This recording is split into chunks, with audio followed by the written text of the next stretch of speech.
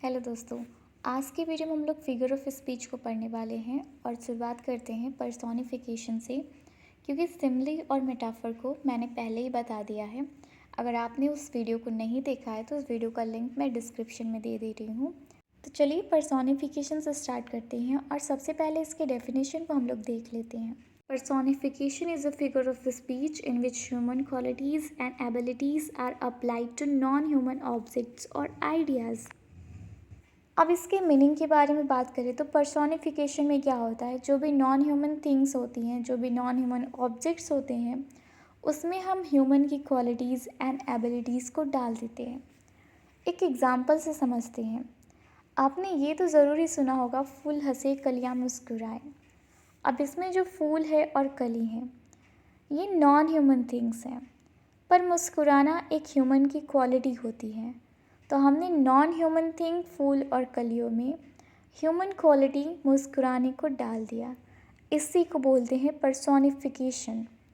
एक और एग्जांपल देखते हैं। Anxiety sitting on her face. Anxiety जो होती है वो भी एक नॉन लिविंग थिंग है, नॉन ह्यूमन थिंग है, पर बैठना जो कि एक ह्यूमन की क्वालिटी होती है, एक लिविंग थिंग की क्वालिटी होती है। अब हमने सिटिंग जो ह्यूमन क्वालिटी है, नॉन लिविंग थिंग, एंग्जाइटी में डाल दिया। एंग्जाइटी को हमने पर्सोनिफाइड कर दिया। तो सिंपली पर्सोनिफिकेशन में यही होता है, नॉन लिविंग थिंग चीज़ों में हम नॉन लिविंग थिंग में हम लोग ह्यूमन क्वालिटी को डाल देते हैं। इसके और एग्जांपल्स को हम लोग देख लेते हैं, जैसे कि the sun is smiling at us, love is life, opportunity knocks at the door but once. Next है हाइपरबोल। सबसे पहले इसके डेफिनेशन को हम लोग देख लेते हैं।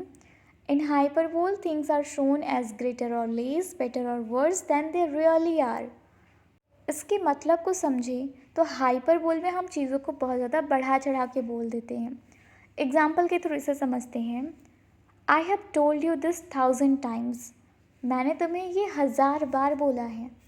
ये पॉसिबल है क्या कि कोई किसी को कोई चीज़ 1000 बार बोल दे? ये तो वही बात हुई, इतना बढ़ा चढ़ा के बोल दो कि कोई विश्वास ही ना कर पाए। एग्जैक्टली हाइपरबोल में हम चीज़ों को बहुत ज़्यादा बढ़ा चढ़ा के बोल देते हैं। अगर इसके और भी एग्जांपल्स को देखें, आई died of embarrassment, river of blood flowed in the battle. I hope आपको हाइपरबोल समझ में आया होगा। नेक्स्ट है ऑक्सीमोरॉन। ऑक्सीमोरॉन की डेफिनेशन को हम लोग सबसे पहले देखेंगे। तो in this figure of speech two opposite qualities are added to the same thing. अब ऑक्सीमोरॉन में क्या होता है, दो चीज़ें होती हैं जो कि टोटली अपोजिट होती हैं एक दूसरे से, और उनको जोड़ दिया जाता है। एग्जाम्पल के थ्रू इसे समझते हैं तो और अच्छे से समझ में आएगा। It is an open secret. Open मतलब क्या होता है, खुला होना, और सीक्रेट मतलब कोई ऐसी बात जो किसी को ना पता हो, एकदम गोपनीय हो। अब मैंने इसमें बोल दिया it is an open secret, तो ये दोनों अपोजिट क्वालिटीज़ की चीज़ों को मैंने जोड़ दिया ना। ओपन कहाँ एकदम डिफरेंट है, सीक्रेट कहाँ एकदम डिफरेंट है, तो हमने दो डिफरेंट चीज़ों को इसमें जोड़ दिया। ऑक्सीमोरॉन में यही होता है, तो अपोजिट क्वालिटीज़ की चीज़ों को जोड़ दिया जाता है। इसके और एग्जाम्पल को देखें तो life is bitter sweet, he was feeling sweet pain. Pain कभी स्वीट हो सकता है क्या? तो इसमें दो अपोजिट चीज़ों को हमने ऐड कर दिया। अलोन टुगेदर, अलोन मतलब अकेला होता है, टुगेदर मतलब होता है साथ साथ। तो ऑक्सीमोरॉन में हमने क्या कर दिया, अलोन टुगेदर, दो डिफरेंट क्वालिटीज़ की चीज़ों को हमने ऐड कर दिया। नेक्स्ट एग्जाम्पल हो सकता है clearly confused, confirmed rumour. Next figure of speech है ऑनोमेटोपिया। सबसे पहले इसके डेफिनेशन को हम लोग देख लेते हैं। इन this figure of speech the sound suggested the sense और मीनिंग। इस फिगर ऑफ स्पीच में अलग अलग आवाज़ों से अर्थ का पता चलता है। For instance, the cats mu, bees hum, the snakes are hissing and the bees are buzzing. He looked at the roaring sky. Next है एपिस्ट्रॉफी। सबसे पहले इसकी डेफिनेशन को हम लोग देख लेते हैं।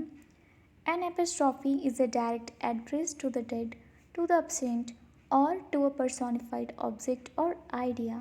इसके अर्थ को समझे तो एपिस्ट्रॉफी में क्या होता है, हम लोग किसी डेड पर्सन या फिर कोई पर्सोनिफाइड थिंग होती है उसको हम लोग एड्रेस करते हैं। सिंपली समझे तो एपिस्ट्रॉफी में किसी निर्जीव वस्तु को सजीव मानकर उसे एड्रेस करते हैं। For instance, O death come soon,